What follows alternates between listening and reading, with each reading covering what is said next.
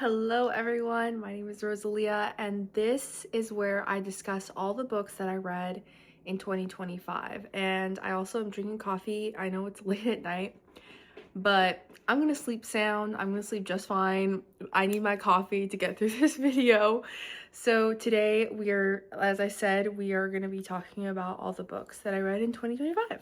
I'm sorry if it's super glary with my glasses. I just can't see without them. But I'm just gonna be going over all the statistics that I wrote down here in my reading journal. So the total amount of books that I read this year is 60 books. And that is the highest number that I've ever read throughout the years. Last year, I think I read 50 books, and the year before that, I think it was like 40. So it keeps increasing as we go on, which is perfect because next year's goal, or I guess now this year's goal, is going to be 65. So I'm just going to gradually increase it by 5, which is great because 60 books honestly was a good pace for me, especially with school and work. So hopefully 65 will be good, and hopefully I can go beyond that, but we'll see. I'm just gonna be safe and say 65 for now. So the top genre that I read is horror. So I explored a lot more horror this year, which I did really enjoy.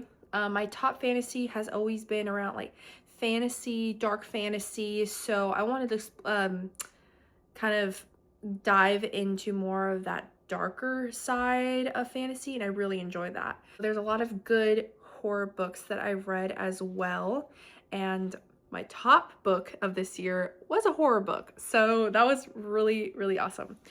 My average rating overall is a 3.8, which is pretty good because last year I believe it was like a 3.7, 3.72, something like that. So I think that this year I'm getting to know more of my taste as the years go on. As I said, I feel like I'm vibing a lot with the horror genre, and I would love to continue more from there, as well as fantasy. I'm always going to be reading fantasy. And I did read a good amount of fiction, but we'll get into that. Total pages that I've read for the year is 19,165 pages, and that totals out to be 52.5 pages a day, which is honestly not bad at all. Like 52.5 pages, that's about, like, for me, since I'm a pretty slow reader, I think the average is about like almost like an hour a day, which seems like realistic of what I'm doing. So hopefully I could bump that up a little bit for next year. And the average book length that I got was 319 pages.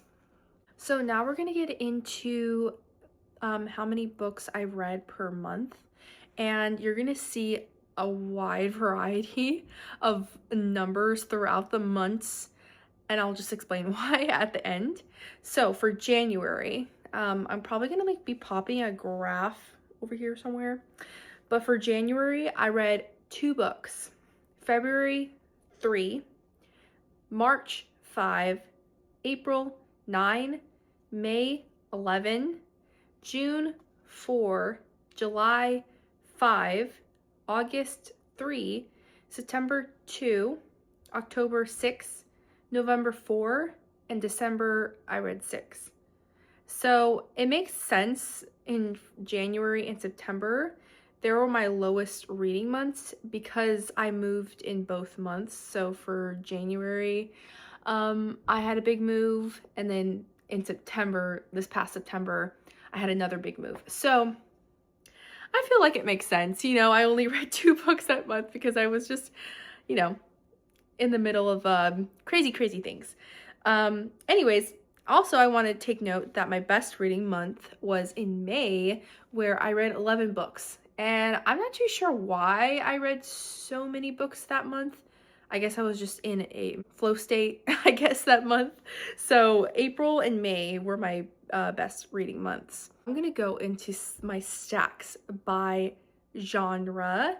So I'm just going to be popping a picture. Hopefully it'll show up. But for sci-fi, I read 3. And that's like yeah, it's about like they're basically all general sci-fi. For fantasy, I read 10, horror 16, and then for my other one, it's gonna be speculative, literary, and just general fiction. I just stacked together. I read 12 for those. For classics, I also put just together, I read 4.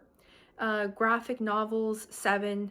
Nonfiction, 4. And then romance, I also read 4. So I got a good variety of a bit of everything. Some of the books in there were library books, so I just substituted them with books that I already read in past years.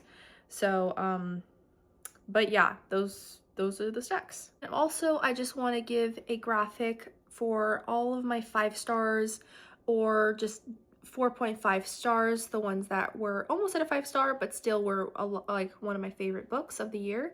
I'm just gonna put a general graph over here. You could pause to see if you would be interested in any of them, but there they are. All right, so now for my favorite book of the year. It is Bat Eater and Other Names for Cora Zhang, and this is by Kylie Lee Baker. This is a horror book with lots of themes that are relevant today. It delves into cultural identity, a racism, a grief.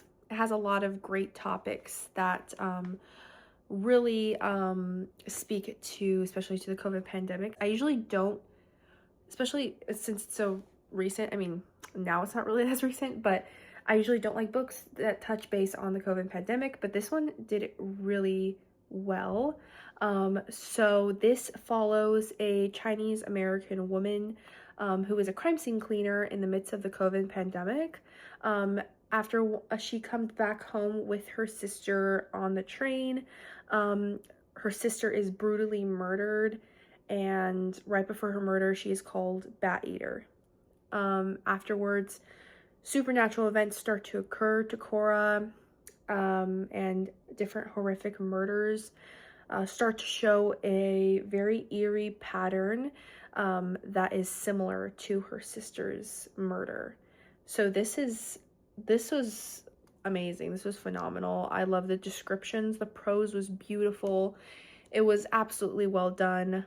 Disgusting at times. You just have to pick this up. Next one I'm going to be just mentioning really quickly is going to be my favorite cover of the year, and that's going to be Don't Let the Forest In, and this is by C.G. Drews. So also the back is beautiful. I love the art. It's a very classical, vintage, botanical it has a very botanical feel to it. Since this is a botanical horror slash mystery thriller, this was also a 4.5 star for me, but I think this was the prettiest cover of the year. The last book I'll be talking about is going to be the most underrepresented book that I read for 2025, and that is going to be Vanishing Treasures, a bestiary of extraordinary endangered creatures by Catherine Rundell. This is a nonfiction book about that, I guess, delves into or touches on the different unique and underrepresented creatures that are going extinct or are on the brink of extinction. And it's really interesting because I thought she would just spew facts about the different creatures, but she actually delved into the history and their interactions with like different civilizations throughout time periods. And I found that very fascinating, and it just brings to light the uniqueness of each and every animal on this list and how we must advocate for their conservation. So I really enjoyed this book, and I also gave this 5 stars. So that is all I have for you. Thank you so much for watching, and I hope you really enjoyed this video as much as I did. Go ahead and like and subscribe only if you want to. I'm not forcing you to. And I will see you in the next video. Bye!